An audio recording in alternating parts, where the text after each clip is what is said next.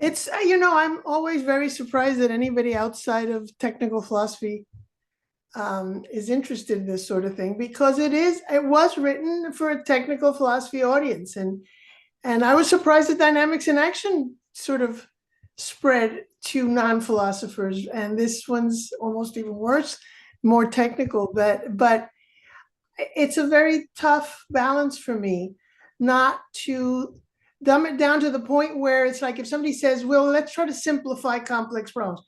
No, we can't do that, because the whole idea is that complexity has emergent qualities in virtue of their complexity, that if you simplify them, that if you reduce them, that if you decompose them or whatever, you might get the properties of the components, but you're going to lose the property of the overall complex dynamic. And so you cannot do that. It'd be nice if you could, but anyway.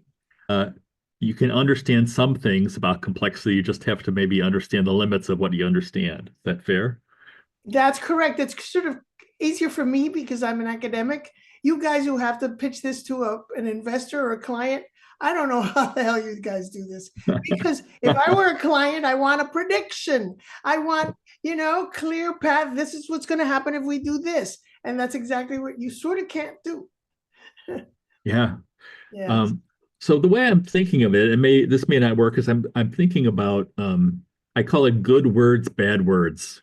It's like people will say things, and it's really about clarifying what we're talking about, and then you can kind of riff from there. So it's like cause is a really great example, right? So, people, their hair goes on fire, you're thinking linearly, you can't think cause and effect. Well, yes, yes, no, you can't when in the context of complexity or uncertainty, but you can in other contexts. And even in complexity and uncertainty, there are some things there are little like causal chains or little things that you can recognize as patterns. Depending on what you mean by causal chains. Yeah, yeah, that's right. So that's an example. See, for example, for Yeah, example, if I stick my head over the stove, it'll catch fire. That's a clear cause and effect relation. But you know what? If there were no oxygen in the room, it wouldn't catch fire. So then the yes, question is, it's a different, is the oxygen in the room a cause? I would say it is, but science would say no, it isn't. yeah, And the whole notion of an enabling or what philosophers used to call standing causes, namely background conditions that are necessary but not sufficient, are ignored. See, but I don't want to get rid of causes and effects, efficient causes and effects. I'm just saying, look, there are all these other issues yeah. that It's I not as would, it's not it's not as simple as cause and effect. In reality, no, almost nothing is. it's not just a question of simplicity. It's a different kind of influence. Yeah. Okay. See, it's not that some are more, some chains of causes and effects are very complicated, some are not, and they're still causes and effects, but it's these background conditions. How does a culture influence you?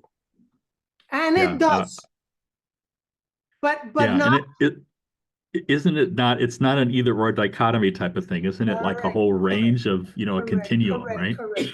Yeah. Well, no, and different, no, I would almost say different kinds of phenomena where there might be discontinuities between the kinds.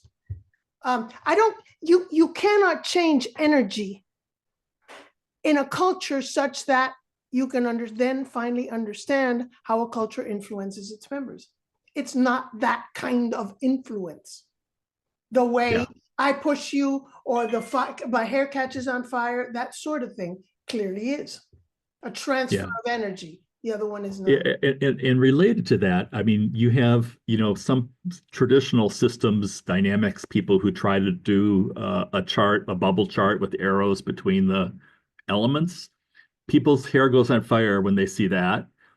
And I think of it as, sometimes people do that and then misconstrue, cause and effect. But I think that most people do that because they're trying to just think through what are the Oh, dynamics of sure, the system, sure. right? But sometimes they are trying to think of it using causal frameworks that are no longer applicable in the case of of complex systems.